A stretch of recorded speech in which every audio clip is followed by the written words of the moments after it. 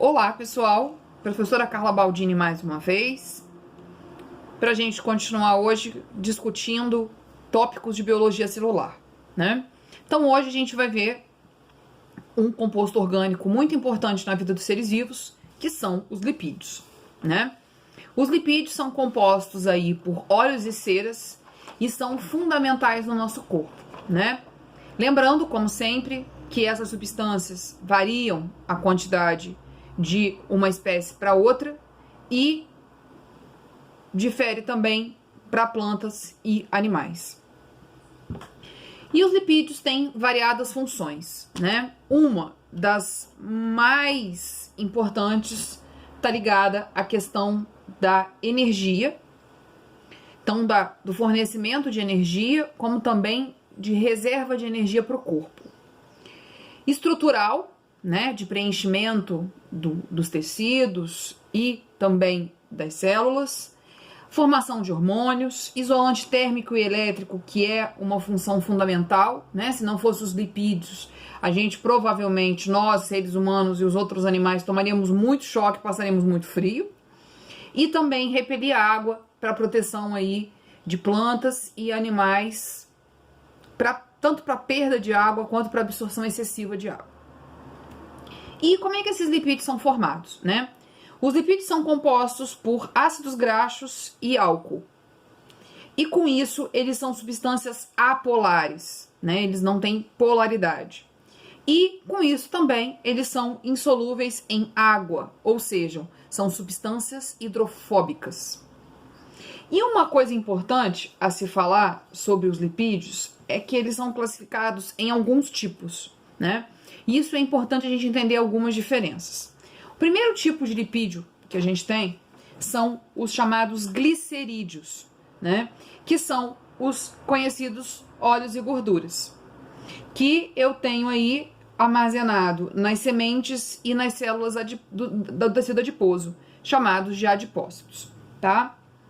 E os glicerídeos, eles podem ser formados por ácidos graxos saturados ou por ácidos graxos insaturados.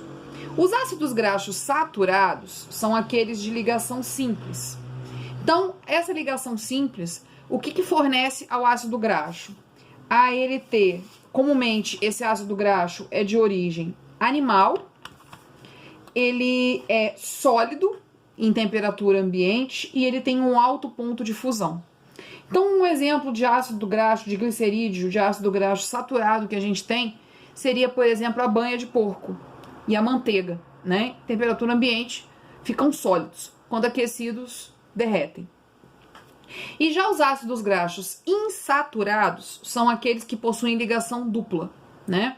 E comumente são de origem vegetal. A forma deles é líquida, em temperatura ambiente, e eles têm um baixo ponto de fusão. Então, comumente, né, a gente vê gorduras animais são sólidas e gorduras vegetais são líquidas, né? São denominadas óleos, né?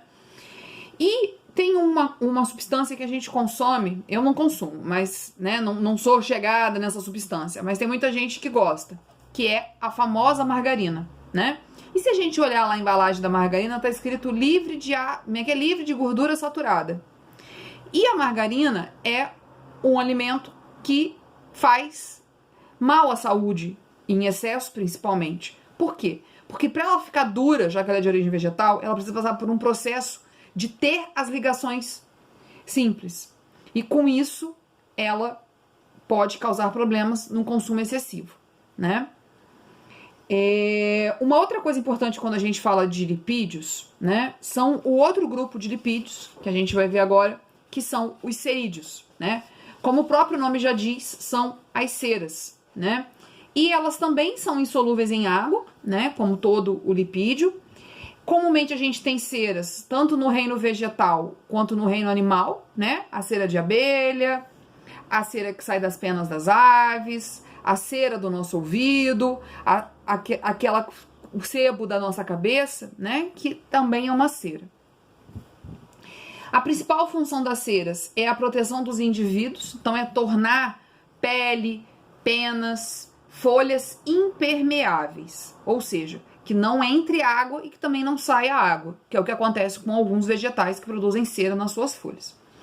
E as ceras hoje têm um grande uso químico, né? Para shampoo, para pomadas, para sabonetes, para sabões, para cera de passar no carro, de passar na casa.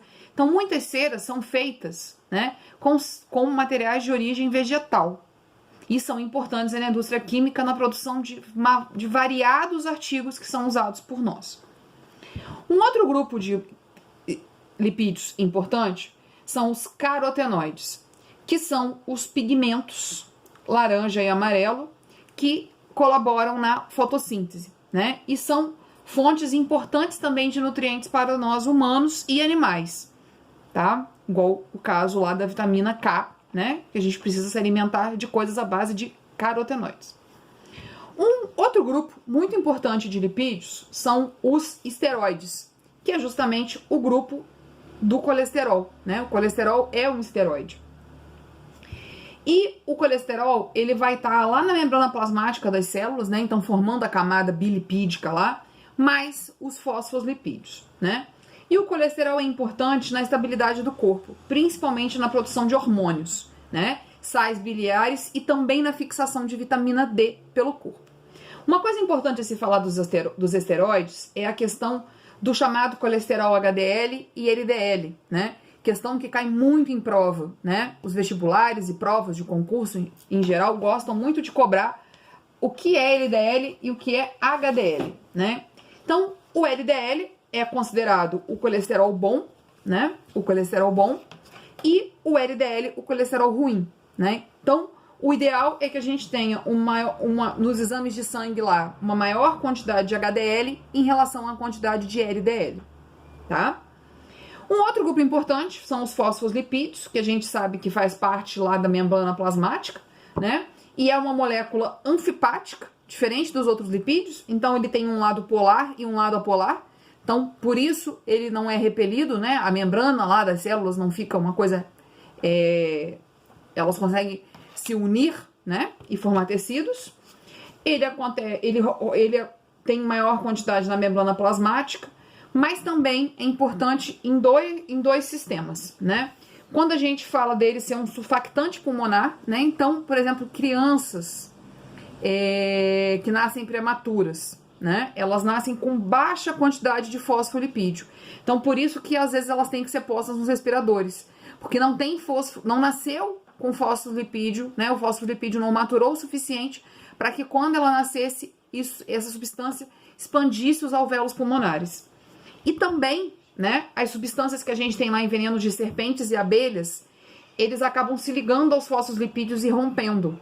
Por isso que alguns venenos, né, causam morte celular, né? As células vão morrendo e por isso que as pessoas perdem, às vezes, pedaços do fígado, perdem pedaços do rim, de acordo com a toxicidade desses venenos. Porque eles vão atuar justamente na abertura da membrana, né, na quebra dos fosfolipídios. E os fosfolipídios também são importantes na manutenção dos hormônios, né? Na produção dos hormônios. Então, quando a gente fala de lipídio, hormônio, né? Os lipídios são responsáveis por essa questão dos hormônios. Um outro grupo, não muito estudado no ensino médio, né? Mas lá na Faculdade de Química e de Biologia a gente vê esse grupo de lipídios, que são os esfingolipídios, né? Esse grupo de lipídios tem uma diferença, porque eles não têm o glicerol, né? Então eles não têm aquela molécula de álcool. A principal forma que a gente encontra os esfingolipídios no corpo é a base de ceramida, né? É a ceramida, que até foi muito usada uma época para fazer shampoos e condicionadores. E nos animais ela tá aonde, né? Ela faz parte da bainha de mielina no sistema nervoso, né? Então é um lipídio que está ali também na membrana plasmática de algumas partes corporais, né, como na bainha de mielina.